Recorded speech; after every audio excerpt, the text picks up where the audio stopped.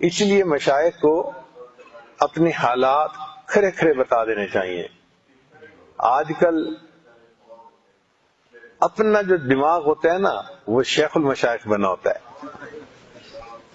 چنانچہ حالات بتاتے ہوئے بھی سوچتے ہیں یہ بتانا ہے یہ نہیں بتانا، خواب بتاتے ہوئے آدھا حصہ بتاتے ہیں آدھا حصہ نہیں بتاتے. تو پھر اس سے اصلاح کیسے ہوگی؟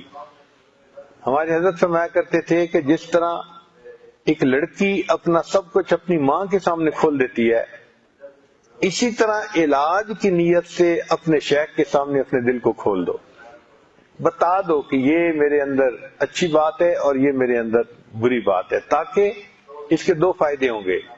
اگر تو انہوں نے توجہ کر دی تو گناہوں کا کھوٹ نکل جائے گا، اور دوسرا یہ کہ وہ دعا تو کریں گے ہی صحیح، تو دعا بھی مل جاتی ہے.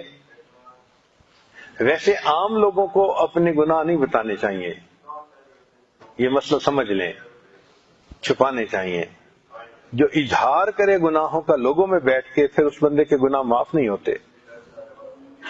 تو گناہ چھپانے چاہیے، نہیں بتانا چاہیے. لیکن اب دیکھیں انسان کی ران یہ سطر ہے، نہیں کھول سکتا کسی کے سامنے، لیکن اگر ران کے اوپر پھوڑا نکل آیا ہے تو ڈاکٹر کے سامنے کھولنی پڑے گی. کیوں کھولیں گے؟ علاج کی نیت سے. تو ہر کسی کے سامنے نہیں کھولتے، مگر ڈاکٹر کے سامنے علاج کی نیت سے شریعت نے اجازت دی ہے. عورت کو حکم ہے کہ اس کا پورا جسم ہی سطر ہے، لیکن جب بچے کی ڈیلیوری ہوتی ہے تو وہ ڈاکٹرنی کے سامنے اپنے پورا جسم کھول دیتی ہے. تو شریعت نے عذر کو قبول کیا ہے. تو جب شیخ کو بتاتے ہیں نا تو مقصود علاج ہوتا ہے، وہ ہمیں طریقہ بتائیں گے کہ ہم کیسے بچیں، اور دعا کر دیں گے، اور اس سے ہماری اصلاح آسان ہو جائے گی.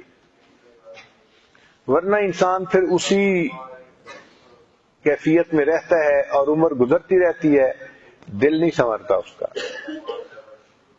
دل کو سنوارنے کے لیے پھر اللہ کے ساتھ ٹرانسپیرنٹ ہونا پڑتا ہے، صاف بتا دیجیے کہ یہ ہے.